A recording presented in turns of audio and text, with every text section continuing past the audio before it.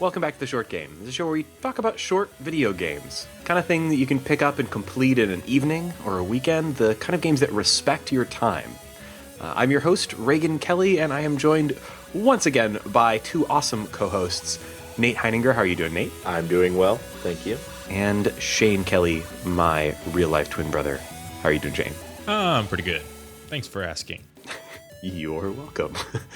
This week is going to be a pretty quick episode, but we wanted to talk a little bit about a game that we've had our eye on for a little while now, and that's Tharsis, coming from Choice Provisions. I actually first became aware of this game because I did a little solo episode a little while back on another game by Choice Provisions, Laser Life. That was the weird sort of dual-stick rhythm game themed around playing as an alien intelligence exploring the mind of a dead human astronaut floating through space.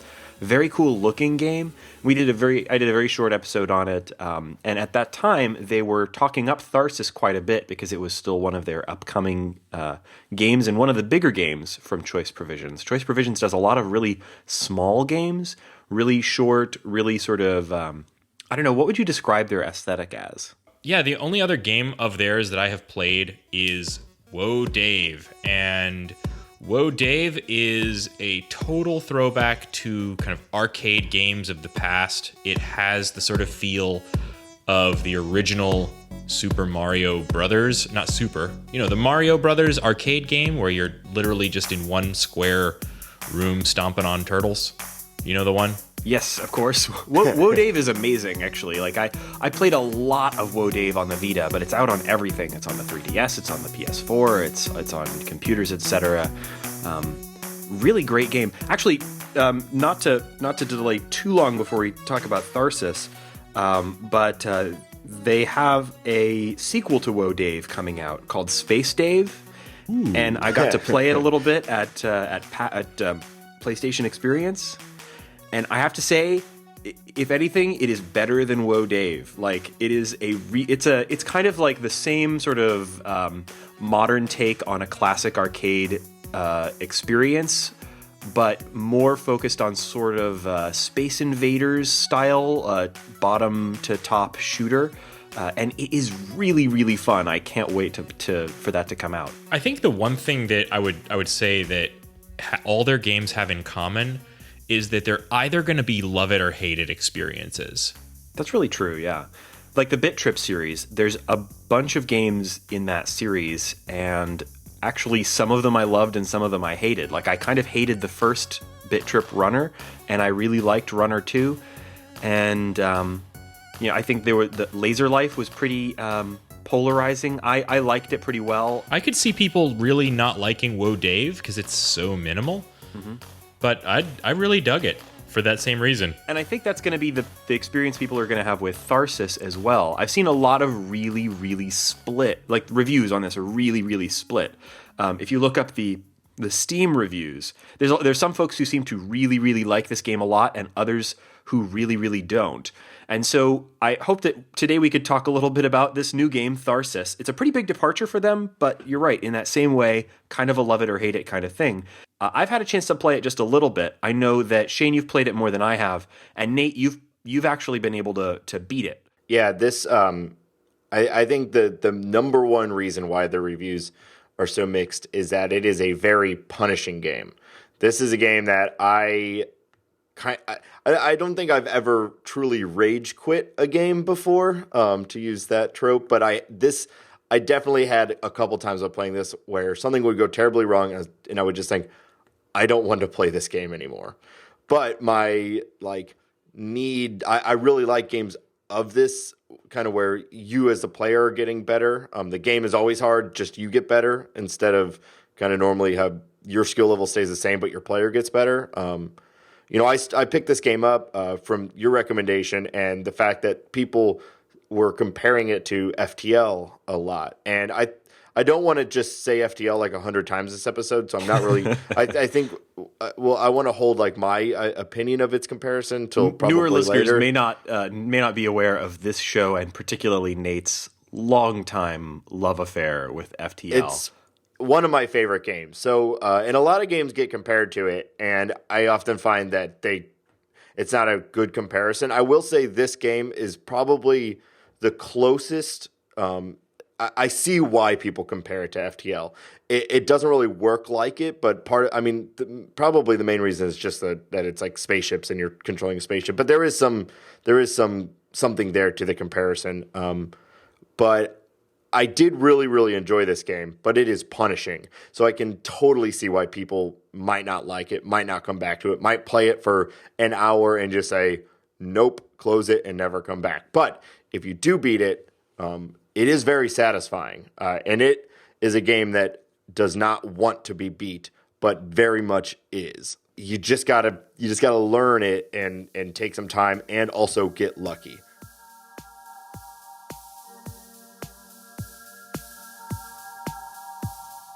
So let's set up the game a little bit. If you haven't seen Tharsis, it is so in some ways this is a board game. So story-wise, you're controlling a mission to Mars. There's a spaceship. It's the entirety of your display. You get a little bit of a cutscene at the beginning, just briefly explaining that you've got a crew on this spaceship on its mission to Mars. The ship is called the Iktomi, and looks like on the way you're hit by some sort of a meteor or there's some sort of other explosion, and things on the ship are going wrong, one after another. And so your goal in the game is to try to keep the ship from completely falling apart, to keep your astronauts alive, keep them fed, make sure that they all have oxygen, and try to avoid situations where they have to eat each other for food. One of the big things that is all over the marketing of this is that this is a game in which you have to eat the crew, so to speak. You can eat the crew if you need to, yeah. The plot as it is fine. They actually try. I think they really went at it in trying to make, like, there's a cutscene in between every single. The game is broken into 10 rounds essentially, and there's a cutscene in between each round, giving you more and more information. But the core of it is that your ship you're in a terrible spot. I mean, the initial event killed 2 of your 6 crew, so you're already like undermanned in a ship that's essentially falling apart, spiraling towards Mars. So when people have complained about how hard this game is, I've heard from like the developers and stuff. They're basically saying like, well, look at the situation you're in. Your ship has been like destroyed by meteors, and you're just spiraling towards Mars. Like, you would most likely not survive that situation. It's only if you play it exactly right and do things exactly right could you maybe actually survive. Fortunately, those cutscenes, they're a little bit, they're kind of long and a little weird.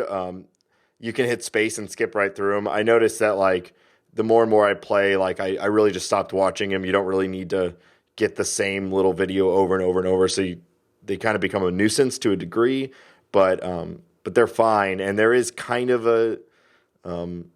it's kind of an interesting resolution if you make it the whole way. We'll talk about the ending and end game, because I haven't been able to reach it. I should know Shane hasn't been able to reach it.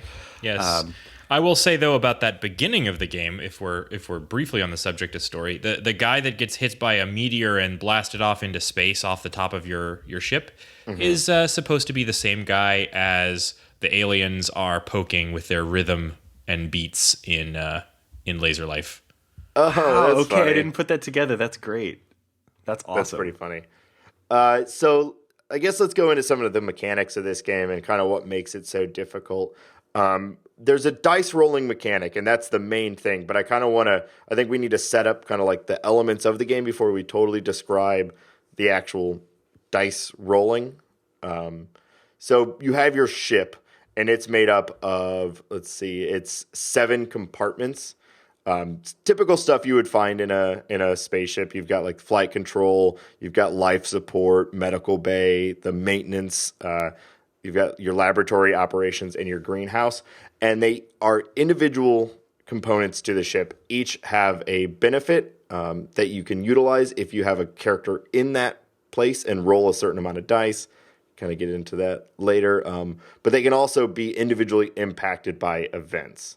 So it is very much like compartmentalized, and a big part of this game is moving your individual characters from compartment to compartment, and who's in what compartment with another character can be super important. It's kind of nice to look at. It's kind of like, I think it's a little UI overload at first, but once you kind of get into it, you see why they had to include so much information. Yeah, that's one of the things that really kind of put me off about the game at first, is how much information it tries to present to you on screen at any given time. And it doesn't have a particularly good tutorial, which I think is one of the failings. Maybe you had a better experience with it than I did, but going through the intro, I felt like I got past all of its introductory stuff and still didn't really understand what a lot of the information on screen really represented. Yeah, I would say that this game, when you first get started, one of the challenges that this game presents to the player is really just understanding a very complex situation. And sort of to that end, it starts you off with a sort of a basic understanding of what's going on, but a big part of it is kind of learning what each sort of situation might mean for your crew, and seeing all these zillion different resources you have, from dice to health to crew stress levels to food to human meat to durability of your ship to assists to research, et cetera, which are all presented with sort of equal importance on screen. It's up to you as the player to sort of parse out, well, how do I prioritize the 1,000 different things that I could be doing? Yeah. And I don't think that I had any easier time than you, Reagan, because it probably took 3 or 4 runs before I really felt like I understood each resource individually or each mechanic individually. And I actually found myself going to their website a lot when I was first playing, and they actually, for what it's worth, they have additional videos on their website, as well as some breakdowns where they put up every type of event and what it could do and what that means, and they put up a lot of the different research stuff, and so there is more available on their website, and I did have to do that. So if you were going to introduce somebody to this game, is there anything that you would anything about the mechanics that you think would help somebody trying to figure out the game? Ooh, that's a good question. I don't know, because they are, and as Shane put it, you do kind of have to understand everything to be able to win.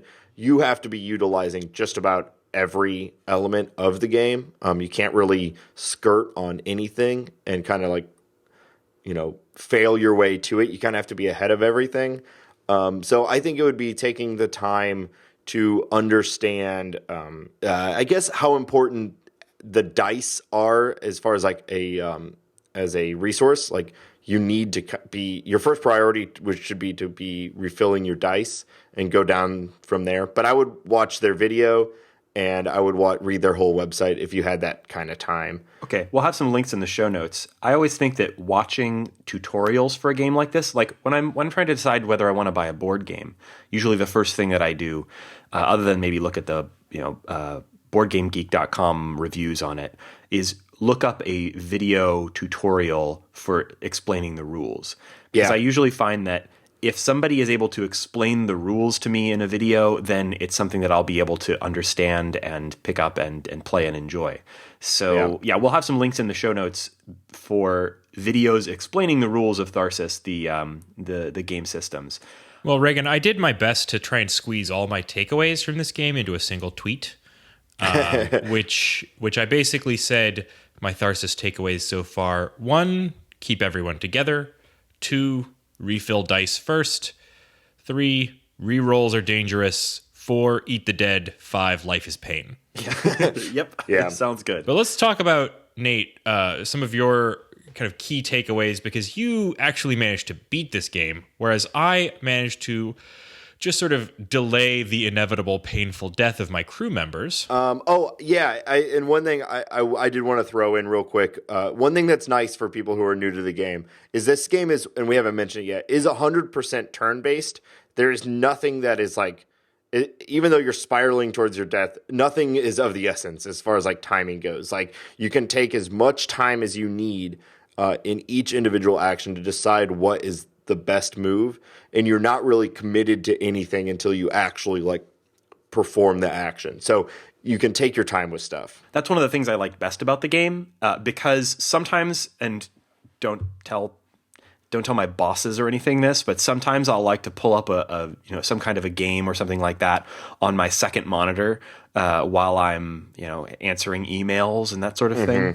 And this is a great game for that because it runs great on Mac or Windows. It runs in a windowed mode just fine, and you can resize it or put it wherever, and you can like individually mute things like the music or sound effects. So it's a great game if you just sort of want something to click over to and play a few rounds while you're doing something else, and it won't really get in your way. So I actually recommend this is available both on Mac, Windows, and on PS4. I think I'd recommend the Mac version over the PS4 version, where for a lot of games that's kind of the opposite for me, because like it's so easy to quickly tab over to it, play a round or two, and then switch back to something else if you need to. I would agree on that. I played it on PS4, and I certainly recommend the experience. The UI is good, but what I've seen user interface wise, if you have, all things considered, if everything's equal to you, the way that you assign dice by just sort of dragging and dropping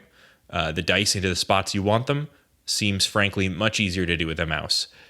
In the PS4, you're selecting the dice and then sort of like clicking your buttons around using the D-pad to select where you're going to put the dice. Seems like the game would play a lot faster on a mouse and keyboard interface. Yeah, pretty much. That's why I decided to go with the laptop as well. It felt like that would be slow to me using a joystick, like the D-pad joystick and everything for moving around dice. But let's talk a little bit. Let's kind of nail down what this dice rolling mechanic is, because this is really the most unique part of the game. And there's a lot of board games that this feels similar to. One that came to mind is a game called Dice Masters, where you're rolling, you're hoping for good rolls, and then you're spending the dice as a sort of currency. So in order to best explain like how this dice works out, I think we need to talk about events, which are like the core problem of the game. At the beginning of each round, a certain number, a random from like 2 to 3, I think maybe upwards to 4, but it's mostly 2 or 3 different events will happen to each compartment of your ship. So you've got 7 compartments, 2 to 3 of them will be affected by an event. And they can range in severity, but it could be if this event goes through, 1 damage to your ship is taken. Or if this event goes through, all of your crew loses 1 health. Or it could be 2 damage, or everyone in your crew loses 1 dice. So your primary goal is to resolve these events, to fix these problems before you can get hurt by the damage, basically. And the events are representing things like explosions or breakdowns of various systems, or leaks of some kind or other, that kind of thing.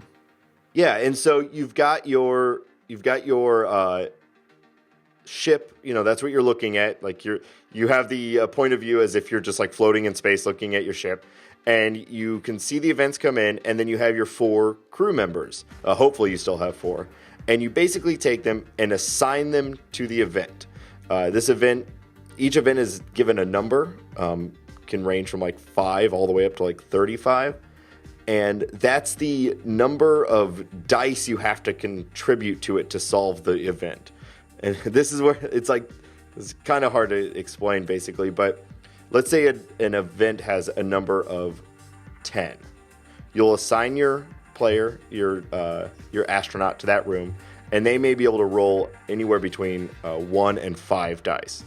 If they can roll 2 dice and 2 of those are 5s, you can drag those 2 5s and resolve that issue by giving it 10 total dice points. And that fixes the issue, and it's good. And so you want to go around with each of your astronauts to each of these events as they happen, getting that number down to 0 so that those events don't happen. Any events remaining at the end of the round ends once you've used all 4 of your astronauts, that damage happens, and that event stays over until the next round. Yeah, you've got these random events, and you've got to clear them, but there's no way to clear them all. Yeah, and it becomes a balancing act. So you might get an event onto your flight control that it requires 10 dice points to clear out. And if you do not clear it out, your ship takes 1 damage. But you might look at your ship and say, well, I've got 4 health points essentially for my ship right now. And there's this other event on my medical bay that if I don't clear it out and it needs 20 dice points, everyone on my ship loses 2 health. And I'm looking at my mechanic right now who has 2 health. So if I don't resolve this event or somehow raise the health of my mechanic, he's going to die at the end of this round. So I might prioritize that event over the one on the flight control deck, so that I can, you're basically just trying to live to the next round. Your primary objective each time is to at least make it to the next round. But as you get better at the game, you'll realize that there is a way to survive a round while also building up your resources to survive future rounds. And that's where there's kind of a big learning curve, is learning at what point is an event okay to kind of let just sit there, hitting you every round, but it's less of a priority than maybe clumping all my guys together in the medical bay so that they can all get their health refilled. Because if the event is everyone loses 1 health, that could be a problem, unless everyone in your ship has a lot of health, at which point, that's not really a big problem at the moment. It might be down the line, but right now, I got to work on my ship because it's down to 2 health points, something like that. And that's where, it's a really subtle balancing act of working for today, but also working for the future. All mixed in with the fact that you are relying 100% on dice rolls. The dice thing is really probably the most interesting visual thing about the thing that sets this game apart visually from other games that I've seen. And that's that this means actual physical on-screen dice that you see rolling, little 3-dimensional models of dice, and then moving those dice around physically. And if you've chosen to eat the dead, those dice are now dripping with blood. That's right. I love that. And this is the not totally different game, but the only other game I can think of off the top of my head that really does things this way with this very physical, dice rolling mechanic is Crimson Shroud, a game for the 3DS that we're going to do on this show someday. I promise. It's one that I'm really looking forward to. Yes. Yeah, but it's a RPG where you are rolling dice in a very more RPG oriented way, but those dice are actual physical dice you roll on your 3DS's touchscreen. I really, really like this. Anything where a game involves random chance, and that random chance is essentially a dice roll under the hood, I kind of like the idea of bringing those dice to the forefront. Just show the dice. Yeah. And then makes the dice kind of part of the play. Yeah, it gives you kind of a rationality to it, because when it comes to randomness in games, you can have some random number generator going in the background, and that's all fine.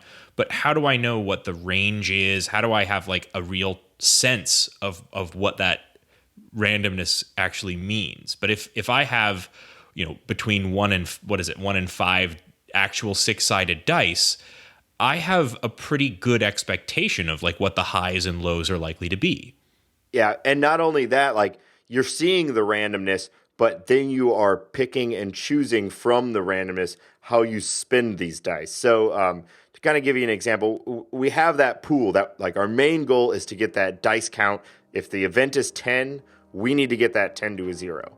But let's say you are in the you're in the mechanic bay. There's a little thing on the side that is ship repair, and you can apply if you apply 2 matching dice, so a 1 and a 1 or whatever, 2 matching dice, it'll actually heal your ship 2 health points essentially. So you could decide, well, I rolled these 2 3s, That's not great for resolving that 10 that I need to fix the issue. But if I take them and drop them into the ship repair, I will gain 2 ship points, which might be more valuable than simply resolving the issue. And it's that kind of balance. Also, every character has a benefit that you can spend dice to. So, like, you could be the doctor. If you spend a die that's 5 or higher, so 5 or 6, on the doctor's special ability, it heals him and everyone else that's in that compartment a health point. So it might be worth it, instead of applying that 5 to the repair cost, to the event cost, it might be worth it to heal everyone in the compartment 1 health point. Mm-hmm. So there's a lot of different ways you can spin the dice, and it's not always best to just dump them all into the repair, because it might be better to do these other utility things. So if I can make one recommendation, you have one of your characters is the captain. And if you spend a 5 or a 6 die on the captain's special ability, it gives everyone in that compartment, including the captain, an additional die for the next round. Because one thing we didn't say is every time you use them, their dice number goes down by 1. So it's a depleting resource. So one thing you can do is, let's say you have a repair in the medical bay or in the mechanical bay, you can send your 3 astronauts there first, your other 3 astronauts, use them to solve the issue as well as put some die into repairing the ship, and then you roll in with the captain as the last one, apply one of the 5 or 6s to the captain's special cost, and gives everyone in that compartment an additional die. And you kind of have to do that because you'll run out of dice really quickly. So you have to be doing something to replenish your team's dice. And just rolling around that captain as the last roll just to give people dice is sometimes better than sending that captain to like an event that is just hurting your ship for 1 or something like that. That's actually a great recommendation, because I never picked up on that mechanic, and I think that might have been why I was losing after like 3 or 4 rounds a lot. Because you run out of dice a lot. Yeah, absolutely. Yeah. You have to be like, the dice are the only thing that, like, you need them to do anything. So as soon as you start running out of dice, you're running out of options, which is exactly where the cannibalism point comes in. Because if you can spend, you can basically eat human meat to acquire more dice. And it's bad for a lot of different things. We haven't really talked about the options. There's another thing that we don't really have to go into, but it's bad for your characters to be really stressed. Mm-hmm. And if they eat human meat, it's like an instant high stress thing. And it also reduces a maximum amount of health that they can have, but they get more dice, and you need those dice because you got to live. So it actually, like, when you don't go into the human meat eating thing softly, but you do it when you have to, it's a pretty good mechanic. Like I like how they incorporated words it. to live by. Yeah, don't do it lightly. But if you need more dice, you got to eat. You can actually kill someone and eat them too if you need to. And for what it's worth, on my winning run, I did have to eat some human meat on the last round to make it to win, essentially. So I don't think everyone has to every time. I'm sure you can make it all the way to the end without having done that.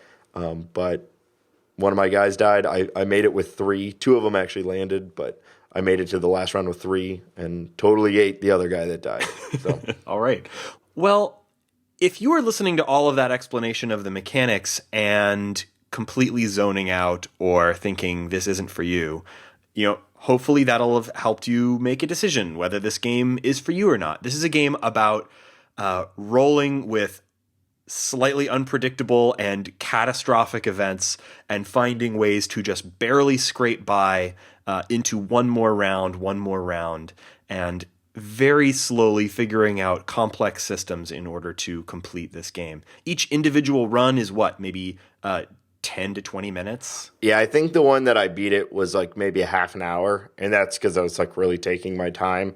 But yeah, you can just, and especially right when you start, runs might be 5 minutes. So, Yeah. And I imagine once you get really good at this game and like can really analyze the situation pretty quickly, I bet you could win the game in 20 minutes too. Because there's at the most, you're only each round you're utilizing 4 astronauts. So like you'll have like 4 turns within each round. So and those go by quick because it's literally just rolling dice. So, Nate, I know that I'm starting to see a pattern where you really enjoy games that involve outer space disaster. So I wanted to kind of compare and contrast this a little bit with FTL. I've got some sort of thoughts that when I went into this game, I was expecting it to be very, very similar to FTL, but I honestly don't think this game has hardly anything to do with FTL at all. FTL is a game where there's a lot of importance placed on kind of micromanagement and your reaction time. So I think that's totally different in this game. Yeah, kind of, because you can always pause. Reaction time is a deal, but it's more like reaction time to assessing the situation, but you can always pause in FTL.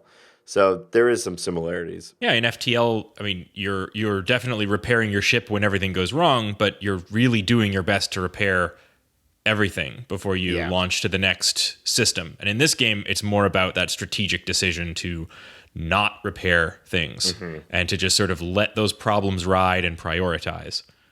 Yeah, I totally understand why people want to compare this to FTL. And of the games that I've played where people say like, hey, this game reminds me of FTL, this is the only one that I've ever been like, yeah, kinda. Every time before I've been like, no, this is just a roguelike or something, and you want it to feel like FTL, but it doesn't. And part of it is certainly that it's a spaceship and shit's going wrong. But if you take, and I think I read this on a review, so this isn't necessarily this isn't like my individual thought, but if you take the crew management aspect of FTL, I need to have a guy in this room so that my shields are good. I need to have a guy in this room so that my engine gets a bonus. Take that and extrapolate it to the entire game is about crew management, and you're dealing with issues as they come. Then it's kind of like FTL, but the gameplay is nothing like FTL. I think suffice it to say that this game, you're always one bad decision away from having to start completely over. Or just a bad roll. So to give you guys, to recap a real, take a whole element and put it down into one situation. The events have bad things that can happen if you roll a certain number. So if, like the one that I had, if you roll a 6, your guy gets injured and it takes a health point away from him. But because it's random, they can double up. So I actually had an event that if you rolled a 6, your character took 3 damage. Okay? And I had a full health character, and I had a full bar of assists, which will block those things. I went in, I rolled, my first roll of 4 dice was 1 6, blocked by the assist. My next roll, and I was at like week 6, everything was going great. This was my captain. I rolled 4 6s, which cleared out my assists and totally killed my full health character with full dice. And it ultimately ruined that entire game, and I had to start over entirely. All because I rolled 4 6s, which is normally exactly what you want, because you generally want higher rolls than lower rolls. And the whole thing just went to shit. There's nothing I could have done about it other than not roll 4 6s, which I couldn't do. So that's where this game is super punishing, because you have to get these specific dice rolls. But every time you have a shitty roll, you're forgetting about the really good roll you might have had the round before, So it ultimately balances out. But you can have entire runs derailed within a moment. It is brutal sometimes. And one of the most depressing games when that happens. I think that the thing that makes it okay is how short each run is. Yeah. In a game where you can have brutal, seemingly unfair, game-ending things crop up suddenly without warning. The fact that you can then start another run and each run is, 15 to 30 minutes is it makes that sort of brutality something a little bit bearable and maybe even a little bit amusing in some circumstances. Yeah. Oh shit. Yeah, I think There that's it one of the goes. things where the board gaminess kind of steps in to really help you, because if this game were a little bit less full of these sort of reminders of its fakeness, like the fact that you have these physical dice, then it would be even more crushing when you see these same characters die brutally over and over again a zillion times. But the fact that you're like literally like tossing some dice and it feels so board gamey makes that a little bit less of a bummer. I agree completely, except for the fact that you see your little astronauts' faces, and they are just constantly the most panicked and stressed. It's like cartoony how stressed they look. If you don't play this game, that's fine. But I don't know if there's like watch some gameplay video just to watch their stupid little heads. They're constantly like looking up and in the corner and like just looking panicked. And then They did a great job with the facial animation. Did that remind you guys of Doom at all? Kind of. See, I don't know if it's necessarily good anime, because it is like almost silly how scared these people look. And I played this game almost entirely with headphones on, and there are a lot of like wet death noises. Like whenever you take damage, it's like and like it's like bone crushing wet sounds when people get hurt or when they die. Here, have some human meat. Squish. Yeah, that was a bad one. It was like a duck noise. But anyway, so yes, you are very much removed from it because it's dice and all that. But they definitely try to make it like add some humanity to it, even though you watch all of these guys die over and over and over. My only real criticism of the game, and other than that, I do think sometimes it's too punishing, but like that's what they were going for, so that's fine. Is that after winning, I don't have as much of an urge to go back. They do have some unlocks, like there's other characters you can unlock, but ultimately that's it. Now, when you open it up on Steam, there is a big button that says missions coming soon. So I imagine that they're working on a DLC of some sort for it. But like, I kind of want to go back and unlock those other characters, but I kind of feel like, well, I beat it. I'm done. Whereas a game like FTL, as I've mentioned countless times, I've beaten that game in a lot, and I beat it on hard with a lot of the ships. Like, I wanted the accomplishment of beating it with different like play styles and different things. Whereas with this game, I was just kind of like, okay, I got it. Like, that was fun. I don't really need to beat it again. There is a hard mode, which sounds terrifying. I think that the normal mode is hard mode. I was thinking this game would be so difficult that like there would be such an element of randomness in it. But there are people that I've seen on Twitch that are streaming this game and are beating it every single time. Mm-hmm. I saw one guy who'd beaten 30 games in a row. So it is doable. It is a game that it can be beaten and can be learned. Yeah, I noticed myself getting better as I played, like understanding and it's a lot of just understanding what could happen and organization of your astronauts, who to send first, when those dice rolls happen, where to apply them, and it's very mechanical learn. So Nate, it sounds like you had a pretty good time playing it. Overall, who do you recommend this game for, and who shouldn't check it out? I did enjoy this game overall, but again, there were times I was like, "This game is stupid. I hate this game," which is something I don't feel very often for games. Like, I felt hurt by this game more than other games. So if you are looking for something that is intense, like management, and you don't get hurt by like blatant randomness, like you have to be willing to just buy into it and remember the good times.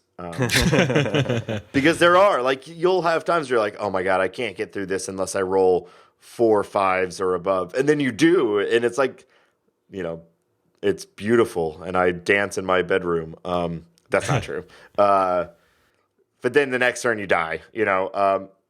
I just someone who's wants to like really get into a game that doesn't try to hold your hand in any sort. Like, you have to beat this game. It won't really let you do it. You can't really luck into it. Even with FTL, which you can't luck into a flagship run by any means, but you could make it pretty far into FTL. Once you had a basic understanding of the game, you might make it, a few stations. You might get a few jumps through and feel like you had a pretty good time before you died. This game, if you don't know what you're doing, like, you're not going to make it 2 or 3 weeks at the most. So if you're looking for that, now again, I totally maybe 2 to 3 hours playtime before I reach that point and beat the game. So I'm not talking this is like, you're going to be studying this game for months. I think I played it over 3 days before I beat it. So yeah, that was long, but like if that sounds appealing to you, this game is right in that wheelhouse. Yep. And I'm definitely going to keep at it. Now that you've given me some tips there, I actually think I could maybe make it a little farther than I have been. So I'm going to keep at it while checking my email.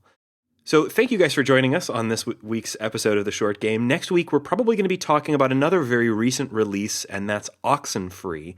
Oxenfree is an adventure game about a bunch of teenagers on a spooky island. I kind of don't want to tell any more than that. If you haven't checked out the trailer, it's really cool. It has a kind of people have described the vibe as sort of like the Goonies, but with supernatural stuff. I mean, yeah, it's also got a dice mechanic that slaughters the teenagers pretty quickly, so you can get through it pretty quick. Yeah, I really enjoyed it, and I'm looking forward to talking about it with, I think Laura is going to be on that episode with us. So if you have played Oxenfree, send us your thoughts.